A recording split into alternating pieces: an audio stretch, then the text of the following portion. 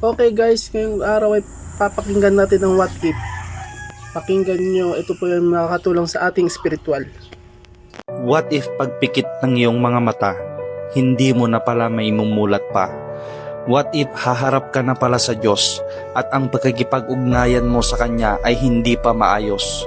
What if sa kasasabi mo ng bukas na ay hindi mo na pala masisilayan ang susunod na umaga?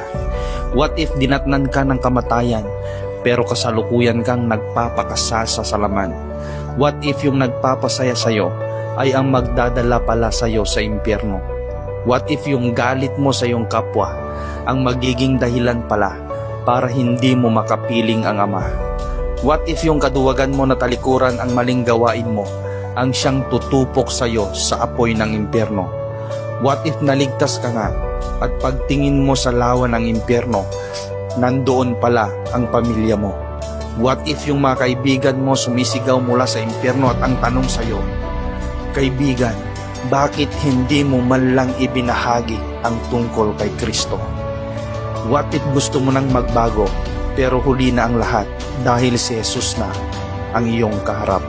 Ang daming what if pero posibleng mangyari dahil sa iyong pagmamatigas, pagmamagaling, pagmamataas at pagsara ng iyong tainga sa kanyang mga salita. Habang may oras ka pa kaibigan, huwag mo sanang ipagpaliban dahil isang beses lang tayo mabubuhay sa mundong ibabaw. Tanggapin mo na ang inialok sa iyo ng Ama na paraan ng kaligtasan. Walang iba kundi ang pagtanggap at pananampalataya sa Panginoong Yesus. Ipapaalala ko lang sa aklat ng 1, chapter 3, verse 16.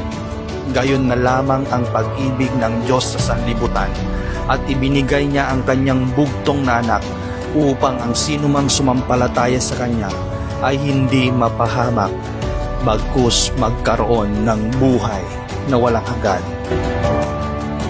At sana guys, sana may makatulong tong video na to at pakishare na rin po and follow. Thank you.